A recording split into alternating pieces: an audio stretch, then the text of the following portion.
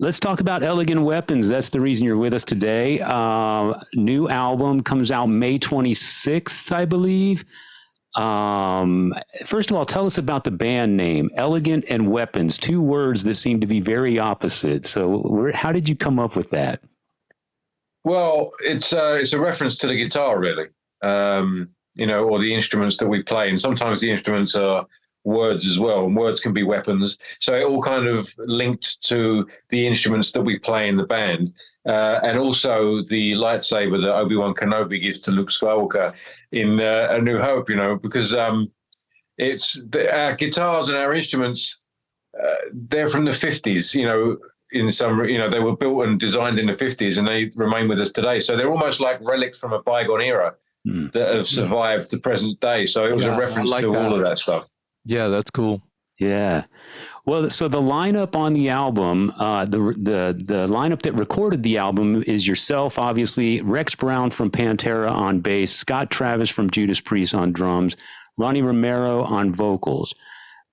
When you put that band together to record the record, did you know that lineup was going to be temporary? Or was the initial idea to keep that band together and go tour and that sort of thing? Well, I knew obviously that Rex, had connections with Pantera, and I think they were looking at doing the Pantera thing at the time.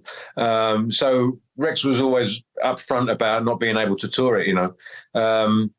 Scott was a bit later on. He couldn't do the live dates. So obviously, I didn't know what it was going to be initially.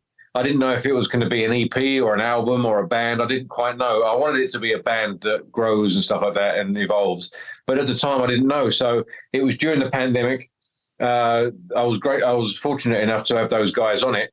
But obviously, as it transpired that this is an album and could be a band, then it became clear that, not everyone could tour it. And that's fair enough. Again, I'm just grateful to have those guys on the record and able to record those songs. Yeah. The two of us, Jason and myself, we're Texas boys, so we're big Pantera fans. So how did you meet Rex initially? I know there's a Judas Priest Pantera connection, but how did you personally meet Rex and recruit him into this project? Well, I met Rex at a friend of mine's house, and we hung out one night, and we made the connection and became friends through that. So we were friends first and foremost, really, and when it was getting to the point of recording bass, I thought, maybe I can ask Rex, and I didn't think he'd do it. He's Rex Brown, he's a legend. But I asked him, and he said he'd do it. So I keep saying the word grateful, but totally grateful that he could do it, and having someone so legendary, not only in status, but like the sound of Rex Brown's bass is just like, it's like as iconic as John Entwistle's is, put John Entwistle's bass in a mix and it just creates something unique and exciting. And that's what Rex's bass did. And just totally fortunate to have him around. Yeah. Who produced the record? It was Andy Sneap. Oh, that's right. Your mate. Yeah, my buddy. Yeah. I mean, I text Andy. I would say every day we text each other about something, whether it's personal or music related, and that's been like for the last few years. We've been on the road together. We've been in the studio together. We've been doing this, Priest and Elegant Weapons together.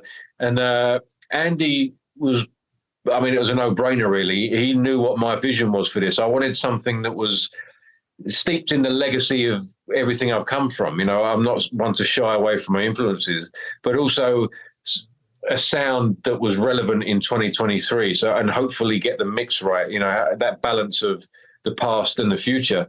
And Andy is that guy. He grew up in the same sort of era as I did musically, but he's also a modern day metal producer. So it was a no-brainer to ask Andy if he could be up for it.